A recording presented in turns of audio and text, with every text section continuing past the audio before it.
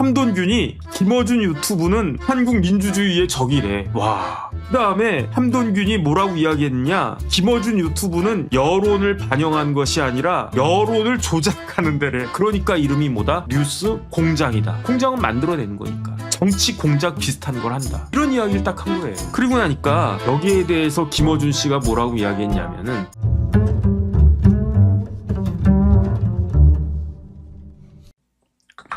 어제 3월 15일이었어요. 3월 15일에 그 민주당의 수석 최고위원인 그 삼선, 이현주 의원이 삼선인가? 어쨌든 삼선쯤 되는 것 같아요. 삼선의 그 이현주 수석 최고위원이 그 토론회를 주최했어요. 어디서 주최했냐면 국회의원 회관에서 토론회를 주최를 했습니다. 제목은 뭐냐면, 그 타이틀은 뭐냐면, 주제는 뭐였냐면, 뉴 이재명을 논하다. 민주당의 외연 확장 전략. 이러한 그 주제로 토론회를 그 개최를 했는데 굉장히 성황리에 진행이 됐던 것 같아요. 그러니까 뭐 당연히 수석 최고위원이 그 개최를 했으니까, 그러니까 뭐 당연히 많은 그 전현직 그 국회의원들이 많이 왔겠죠. 그래가지고 축사는 누가 했느냐? 당 대표가 축사를 했어요. 정청래? 아니. 정청래 대표는 안 온 것 같아요. 정청래 대표 왔나 안 왔나 궁금한데 정청래 대표는 축사를 안 한 것 같아요. 그러면 누가 축사를 했느냐? 송영길 전 대표가 축사를 했고요. 그 다음에 참석한 국회의원들이 뭐 기사 보니까 김영배, 서미화, 안도걸, 이건태, 뭐 이훈기 이런 국회의원들이 쭉 참석을 갖다가 했대요. 그런데 이때 이현주 그 주최한 이현주 수석 최고위원이 인사말을 딱 했어요. 뭐 송영길도 축사했는데 뭐 그냥 그건 그렇다고 치고, 이현주 의원이 뭐라고 인사말을 갖다가 했냐면, 뉴 이재명 시대가 왔다. 뉴 이재명 시대는 그 지난 대선에서는 이재명 후보를 지지하지 않았지만 이재명 정권이 출범한 2025년 6월 이후에 새롭게 이재명을 지지하게 된 중도 보수층이 있다. 있을까요? 있을 수도 있다는 생각이 들어요. 저는. 왜냐하면 그때 김문수 후보를 지지했던 사람이 40%가 넘었어요. 이재명 후보를 지지했던 사람이 49%인가? 뭐 한 그 정도 되지 않았나? 김문수가 한 42%인가? 그런데 지금 그 김문수 후보를 지지했다는 사람은 국민의힘 후보, 그 국민의힘을 지지한 사람 아니었겠습니까? 그런데 정확하게 기억은 안 나는데 한 42% 정도 맞지 않습니까? 40% 넘었었어요. 그래서 40% 넘어서 다행이다라고 제가 생각을 했는데, 지금 국민의힘 지지율은 20%잖아요. 절반이 날아갔잖아요, 절반이. 그러면 절반이 날아간 그 사람들 중에 상당수는 나는 난 다 싫어. 그냥 민주당도 싫고 국힘도 싫어. 이런 사람들이 대부분이겠지만 그 중에 일부는 주가가 올랐네. 뭐 집값은 좀 떨어졌나? 뭐 어쨌든 그 다음에 국민의힘 도저히 못 보겠어. 이래서 차라리 나 그냥 민주당 지지하고 나 이재명 그 대통령 지지할래. 이러한 사람들이 몇 퍼센트는 는 거 아닌가? 이 생각을 저도 하는데, 이현주 의원이 뭐라고 이야기하느냐? 이런 사람들이 뉴 이재명이라는 거예요. 지난 대선에서 이재명 대표 후보를 지지하지 않았지만 이후에 지지하게 된 중도 보수층과 기존의 지지층이 함께 형성한 새로운 흐름이 뉴 이재명이다. 이게 이현주가 이야기한 겁니다. 그 다음에 이 뉴 이재명은 정치를 평가하는 기준이 달라졌다는 거예요. 정치를 평가하고 정치인을 평가하는 기준이 달라졌는데, 이전에는 진영, 이념이라는 거죠. 너 보수야, 진보야. 진보면 무조건 민주, 보수면 무조건 국힘, 이런 식이었는데, 이현주는 그렇게 이야기 안 해요. 이제는 바뀌었다. 어떻게? 진영에서 성과 중심으로. 성과를 내면은 진보든 보수든 성과 내는 쪽에 그 성과를 민주당에서 내면 민주당 지지할 거고, 국민의힘에서 내면 국민의힘 지지할 거고, 특히 중도층에서는 그러한 흐름이 있을 수밖에 없지 않느냐. 저도 이것도 그냥 그럴듯한 이야기라고 생각을 갖다가 해요. 그렇기 때문에 민주당은 어떻게 해야 된다? 민주당도 변화하는 민심에 맞는 정치 전략을 모색해야 된다. 저는 이 말이 맞는 것 같아요. 이게 민주당이 아니라 국민의힘으로 바꿔보겠습니다. 지금 우리나라 그 국민들이 스마트해졌어요. 김민석만 스마트해진 게 아니라 우리나라 국민들이 베리 스마트해졌어요. 그래서 특히 젊은 층들, 중도나 이런 쪽에 있는 사람들은 어떤 정당을 평가할 때 무조건적으로 진보니까 뭐 나는 민주당, 무조건적으로 나는 보수니까 나는 국민의힘, 이렇게 안 할 거예요. 제가 봐도 그래요. 그렇게 해서도 안 되고. 그럼 뭐다? 스마트한 사람들을 지지할 것이다.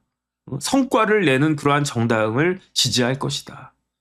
민주당이 성과를 내면 민주당 지지하겠다. 국민의힘이 성과를 내면 국민의힘이 더 스마트하게 그렇게 성과를 내면 국민의힘 지지할 것이다. 이러한 사람들이 이전보다 더 많이 생겼다는 이야기예요. 그러면 이렇게 그게 바뀌었으니까 어떻게 해야 된다? 변화하는 민심에 맞는 정치 전략을 모색하고 거기에 따라 행동하는 그러한 정당이 되어야 한다. 어디가? 국민의힘이. 그래야지 표를 얻을 수 있는 거 아니겠습니까?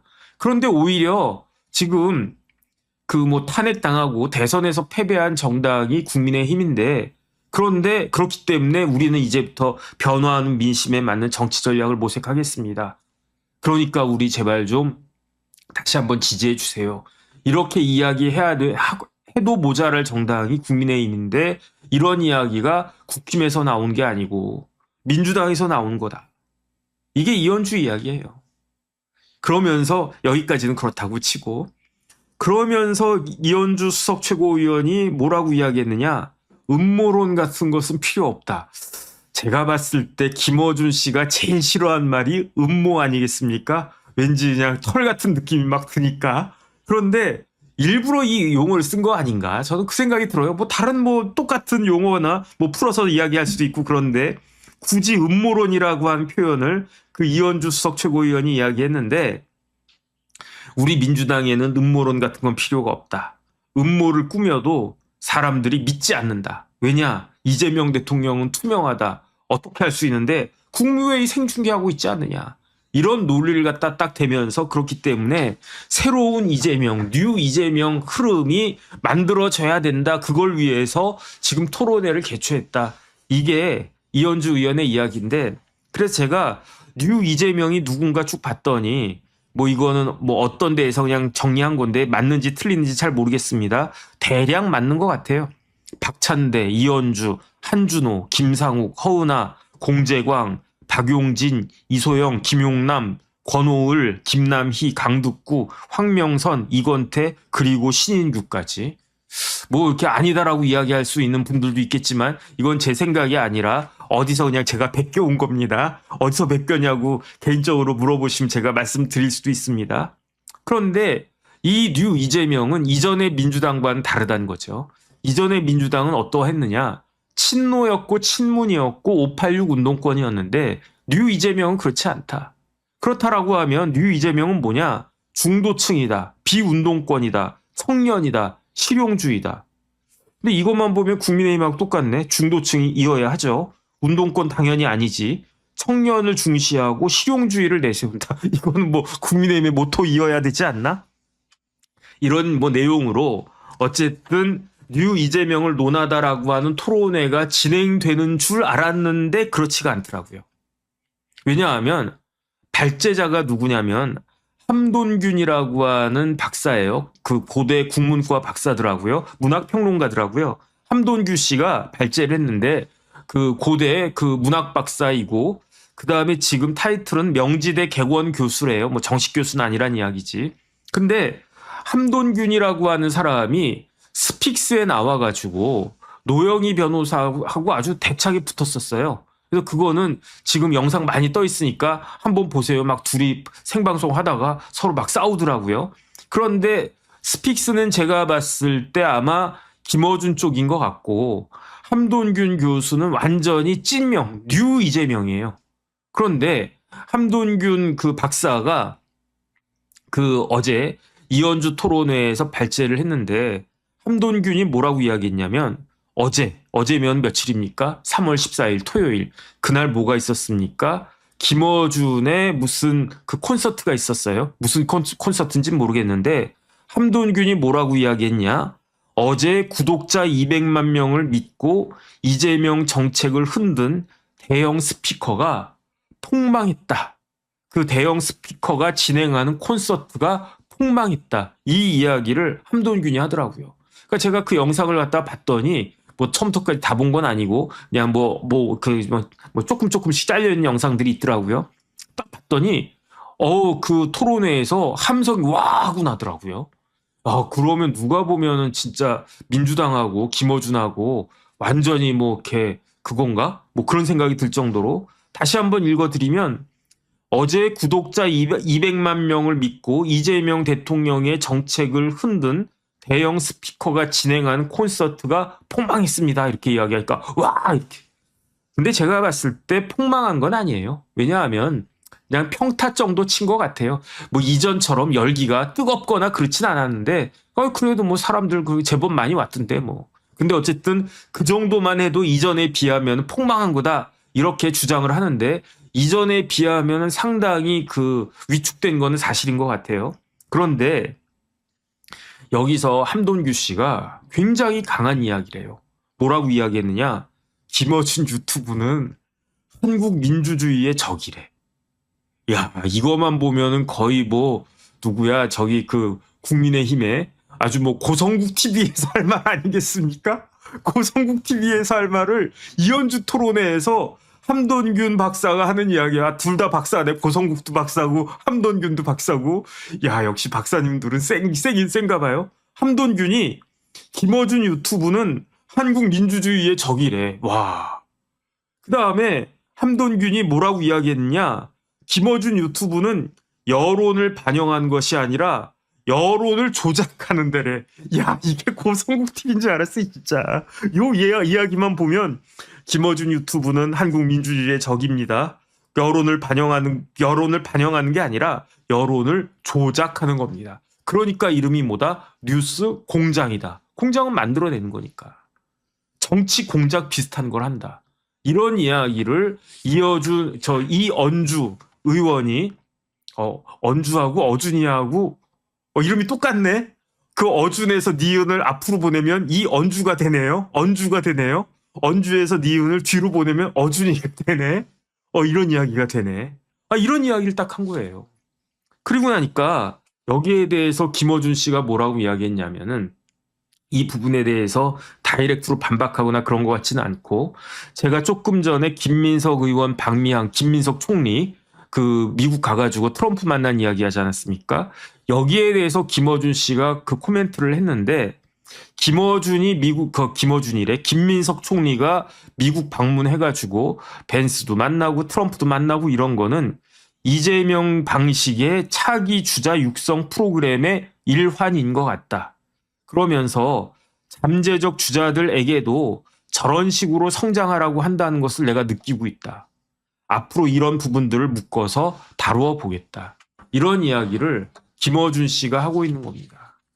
그런데 지금 김어준하고 그다음에 그 민주당 쪽하고는 지금 어마어마하게 세게 붙고 있잖아요. 어마어마하게 세게 붙고 있는데 여기에 핵심은 뭐냐면 제가 봤을 때 뭐 공소 취소 뭐 거래서 이런 거지만 이 부분에 있어서 핵심은 뭐냐면요. 보안 수사권이거든요. 왜냐? 김어준 씨가 이재명 대통령에 대한 공소 취소되는 거를 안 바라겠습니까? 뭐 공소 취소되면 좋지 뭐 이렇게 생각할 거예요. 김어준도. 하지만은 지금 이런 식으로까지 강하게 이야기한 거는 제가 봤을 때 핵심은 보안 수사권이거든요. 이재명 대통령이 검찰에 보안 수사권을 주려고 하니까 이거는 안 되는데 근데 대통령이 안 된다라고 몇 번 시그널을 보냈음에도 불구하고 매우 강력하게 보안 수사권에 대해서 집착하는 모습을 보이니까 아예 코를 납작하게 해줘야 되겠다라고 하면서 그러면서 어떤 이야기를 한 겁니까? 공천 취소와의 거래서를 이야기한 거라고 저는 생각이 들거든요. 뭐 그런 일이 진짜 있었는지 없었는지는 모르겠지만 근데 김어준 씨 입장에서 보면은요. 정청래 대표 입장에서 보면 이재명 대통령 공천 취소되면 그게 나쁘지 않지. 굳이 이재명 대통령에 대해서 공소 취소가 되는 게 큰 의미가 있겠습니까? 정청래, 김어준 이런 사람들한테는. 하지만 보안 수사권이 검찰에게 귀속된다라고 하는 건요. 김어준과 정청래에게는 굉장히 그 큰 의미가 있는 것이 아닌가. 저는 그런 생각이 듭니다. 그래가지고 그런데 이런 와중에 제가 지난번에 말씀드렸던 박찬훈 교수님이 페이스북에 또 글을 올렸어요. 페이스북에 또 글을 올렸는데 뭐라고 글을 올렸냐면 이거는 꼭 한번 읽어주십시오. 이런 타이틀까지 붙어가지고 제가 한번 읽어봤는데 박찬훈 교수 이야기는 검찰개혁의 논의는 정치공학적 차원에서 할 이야기가 아니다. 이것은 법리적 관점에서 국민들에게 얼마나 이익이 될지 이런 관점으로 봐야 되는 거다. 그런데 국민의힘 입장에서는 국힘 입장에서는 보안 수사권이 전면 금지가 되는 게 오히려 땡큐일 것이다. 왜냐하면 그걸로 인해서 부작용이 굉장히 많아질 텐데 그거에 따른 부작용은 그 부작용에 따른 정치적 부담은 누가 다 뒤집어 쓰느냐? 민주당이 뒤집어 쓸 수밖에 없기 때문에 어떤 후유증이 있을까요? 첫 번째, 검사가 기록만 봐가지고 기소 여부를 판단해야 되는데 그러면 제대로 된 기소가 이루어질 수 있겠느냐? 두 번째, 그렇게 되면 어떻게 되겠습니까? 수사는 지연되고 수사가 지연되면 진상 파악이 어려워지고 그러면 어떻게 되겠습니까? 억울한 피해자가 급증할 거고 그렇게 되면 어떻게 되겠습니까? 국면 전환이 이루어져 가지고 지금은 윤어게인이 말이 되느냐, 뭐가 어쩌고저쩌고 국민의힘 바보 아니냐 이런 이야기가 딱 될 텐데 그런데 국민들이 실생활에서 범죄 피해자들이 불만이 막 쌓이면 어떻게 되느냐? 지금까지는 여당의 시간인데 앞으로는 야당의 시간으로 국면 전환이 이루어질 수밖에 없고 그러면은 내후년에는 뭐가 있습니까? 총선이 있고 그 다음에는 2030년에는 대선이 있는데 그러면은 일단은 총선에 있어서 민주당이 수세적인 그러한 입장에 처할 수밖에 없지 않겠느냐. 그런데 검찰 개혁은 그렇기 때문에 최대한 많은 국민들의 호응을 받아야 되고 최대한 많은 국민들에게 피해가 없게끔 정교하게 이루어져야 된다. 그렇지 않으면 어떻게 되느냐? 특정 진영만의 열광 속에서 개혁을 밀어붙인다라고 하면 그건 개혁도 아니고 그것은 통과되는 순간 정치적 책임이 시작이 되는 거다. 이런 이야기를 박찬훈 교수가 또 올렸거든요. 근데 어저껜가 그 이재명 대통령이 초선 의원들하고 밥을 먹으면서 뭐라고 이야기했습니까? 모든 검사가 다 나쁜 검사 아니야. 이 이야기를 했단 말이에요. 이 이야기를 왜 지금 합니까? 야당 대표할 때부터 했었어야지. 일부 검사들만 나쁘지 대부분 검사들은 괜찮은 사람들이요. 그러면서 검찰총장이라고 한 이름을 왜 없애? 이런 이야기를 갖다가 하는 거예요. 그런데 이런 것들은 정청래 대표 입장에서는 용납될 수가 없는 거지. 왜냐하면 민주당의 개딸 진영들 입장에서는 검찰은 뭐다? 검찰은 악마가 됐으니까. 그런 와중에 지금 약간 이 대통령이 말을 안 듣는다라고 김어준 씨는 생각한 것 같아요. 그러니까 빼도 박도 못하게 그냥 꼼짝 마라 하는 그런 식으로 이게 마치 대통령의 공소 취소와 거래 관계가 대가 관계가 있는 것처럼 이런 것들을 장인수 기자가 터뜨리게 된 거 아닌가? 저는 개인적으로 그냥 의심이 드는데 아니면 말고입니다. 제가 봤을 때는. 그런데 제가 봤을 때 그건 말이 중요한 게 아니에요. 제 개인적인 생각은 장인수만 고발되고 김어준이 고발되지 않았냐? 왜 김어준은 고발하지 않았느냐? 홍사훈은 왜 고발하지 않았느냐? 이런 것들도 의미가 있고 중요하지만 더 중요한 건 뭐냐? 이게 말이 중요한 게 아니지 않습니까? 제가 봤을 때는요. 첫 번째, 검찰이 이재명 대통령에 대한 공소를 취소할 것인가? 저는 이게 중요하다고 생각하고요. 그다음 두 번째, 이재명 대통령은 검찰에 보안 수사권을 줄 것인가? 민주당은 이제 좀 있으면 공소청법이 제정돼요. 그러면 제정되는 공소법에 검찰에게 보안 수사권이 인정이 될 수 있을 것인가? 저는 어떻게 될까요? 이재명 대통령 입장에서는요. 공소청의 보안 수사권이 인정이 되고 그 다음에 자신에 대한 공소 취소도 이루어지는 게 제일 좋을 겁니다. 왜냐? 공소 취소되면 당연히 좋은 거죠. 보안 수사권이 되면 이재명 대통령한테 왜 줬습니까? 검사가 제대로 역할을 할 수가 있으니까. 그러면 검찰은 대통령이 가지고 있는 가장 강력한 칼이 그게 검찰권이었는데 이제는 그 칼이 부러졌단 말이에요. 그런데 부러졌다고 하더라도 이게 칼인데 이만큼 부러졌다고 하더라도 이만큼이라도 남아있는 게 좋지 않습니까? 아예 칼 자체를 다 빼앗겨 버리면은 나는 뭘 가지고 싸우는데 국정 운영을 어떻게 하는데 이런 생각이 들 수밖에 없단 말이죠. 그런데 지금 박찬훈 교수가 이야기하는 것처럼 민주당에서는 법리적인 관점에서 현실적인 관점에서 실용적인 관점에서 이 이른바 검찰 개혁이 국민에게 얼마나 이익이 되느냐 이런 걸 보는 게 아니잖아요. 박찬훈 교수가 정확하게 표현한 것처럼 이거는 김어준 씨나 정청래 대표나 다 정치 공학적으로만 보는 거란 말이에요. 이게 검찰의 보안 수사권이 인정되는 게 나한테 내가 당대표 되는 게 유리할 것인가 아니면 아예 검수완박을 철저하게 그냥 해가지고 검사를 갖다가 완전히 없애는 게 그게 정치 공학적으로 내가 당대표 되는데 유리할 것인가. 거기에만 꽂혀 있다는 이야기예요, 지금. 그럼 어떻게 되겠습니까? 제 개인적인 생각은 공소 취소도 안 되고 그다음에 보안 수사권도 인정이 안 되지 않을까 그런 생각이 들어요. 그래야지 거래설이 없다라고 하는 게 크게 드러나는 거니까. 그러니까 김어준 씨는요. 씩 웃고 있을 거예요.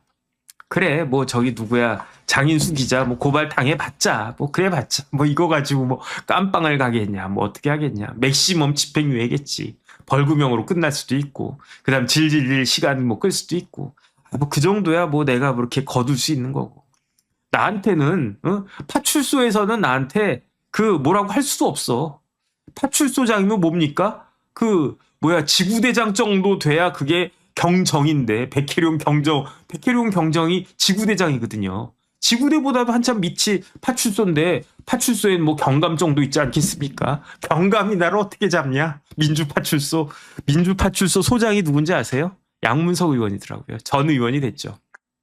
그러니까 어쨌든 내가 공격받아 이현주도 뭐라 그러고 함돈균이 나한테 내가 민주주의의 적이야? 내가 정치를 갖다가 조작해? 여론을 조작해? 마음대로 떠들어. 김어준 지금 이렇게 생각하지 않을까? 그 생각이 들어요. 왜냐? 말로 이렇게 이야기하고 그 다음에 이걸로 공격은 받지만 김어준이 바랬던 건 뭐겠습니까? 이재명 대통령에 대한 공소 취소도 없는 게 낫다라고 생각을 한 거죠. 돼도 그만 안 돼도 그만이지만 공소 취소 안 하는 게 더 낫겠네. 그 생각을 했었던 거고 그 다음에 두 번째 더 중요한 건 뭐냐면 검찰의 보안 수사권은 절대로 인정되면 안 돼. 이 생각을 했었던 건데 제 개인적인 생각으로는 공소 취소 지금 검사가 공소 취소해야 되거든요. 어떤 검사가 이런 상황에서 공소 취소를 하겠습니까? 그 다음에 보안 수사권을 민주당에서 지금 같은 상황에서 보안 수사권을 인정하는 정부 안으로 공소청법을 통과시킬 수 있겠습니까?